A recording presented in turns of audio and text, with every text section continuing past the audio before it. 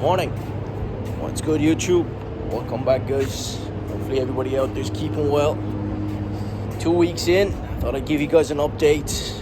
Still here. It's a rooftop. Beautiful views in Dubai. Quick update. Gonna be staying here for a while, guys, in this specific location until I change locations to my new apartment that's getting ready currently.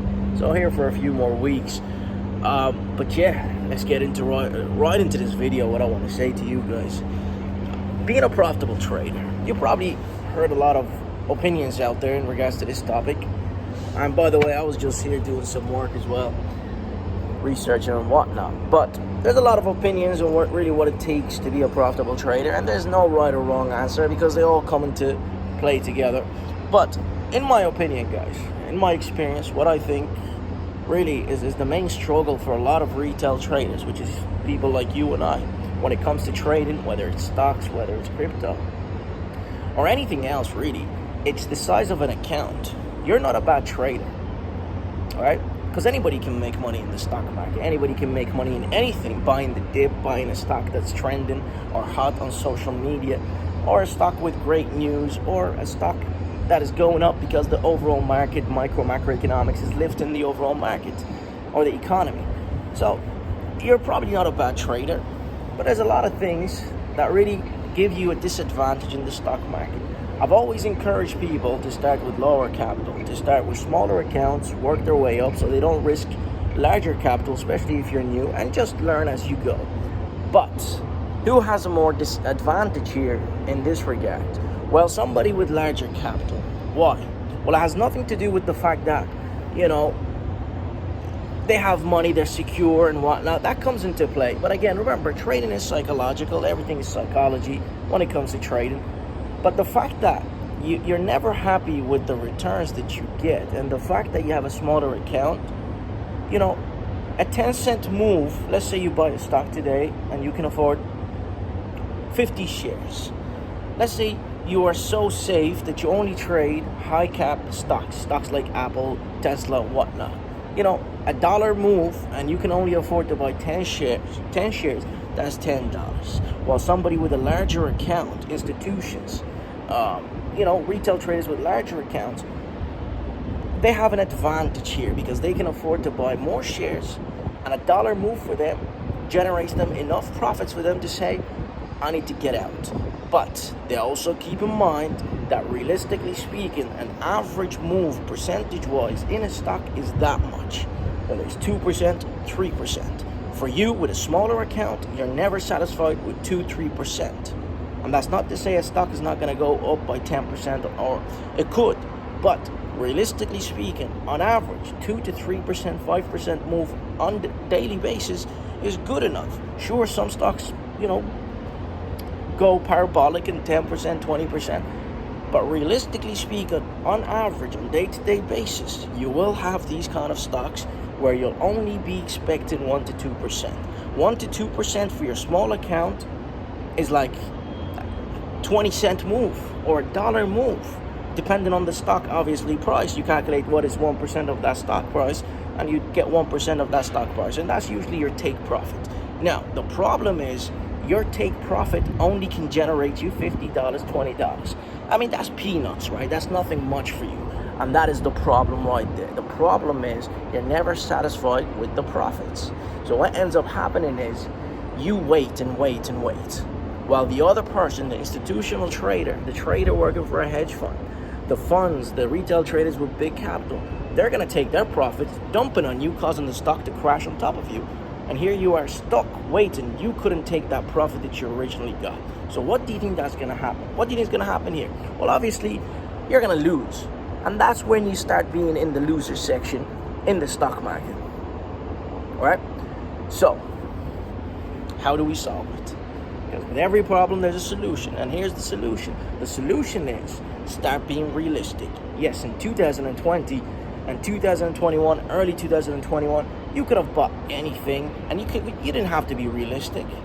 But sometimes, guys, being realistic means that you get to be profitable. And a lot of hot shots came in 2020 and early 2021 thinking they know it all, and they started going against the advice of those who are more experienced. Yet those more experienced came out profitable on top all the time, just because they knew what it was like. And here we are, late 2021, going into 2022, and we're back to normal, to a normal stock market.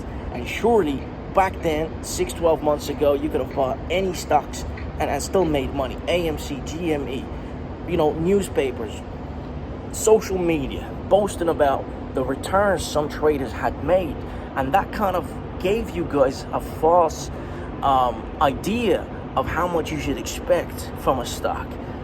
If before trading was difficult, now it's even more difficult because your expectations are through the roof.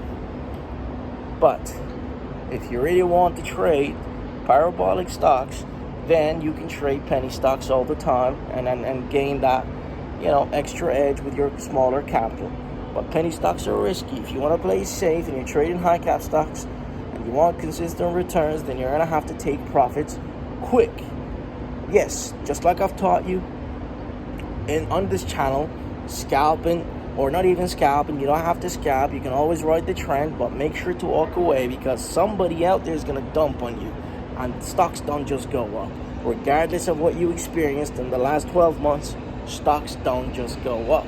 Revenge trading, over trading, all of these other things can be worked on once you pin this down. Because you don't have an exit strategy. You have an entry strategy, technicals, all these other things. But where do you walk away? When do you walk away? And understanding the fact that you have smaller capital, your expectations is to wait until you get the large sum. Somebody out there has already made the large sum with their larger capital, and they're willing to walk away from that trade, dumping on you. Knowing that should really make you scared of staying in a stock, and that's what makes me scared, because that's something that happens. This is part of trading. It's part of understanding the stock market, is really knowing what people are going to do. And again, trading is psychological. So the reason why people are not profitable is because they start with smaller capitals, which is recommended, but you are at a disadvantage. And the disadvantage for you is you're never going to be satisfied with the profits. So you need to start being satisfied with your $500, $1,000, and there'll always be another entry, another move, another trade to take. That's my advice. All the other advice is still relevant because it also plays and comes into effect, but smaller accounts are at a disadvantage. If you remember, we started a small account challenge, right? That went well because I was using leverage, but I stopped because it was difficult to grow because it kept bringing me down and I had to climb again. Bringing me down, had to climb again. So trading with my larger capital was easy because I don't have to worry about, doubling my account quickly or within this certain period, so I can use it to make bigger trades. But we'll solve this problem soon, guys.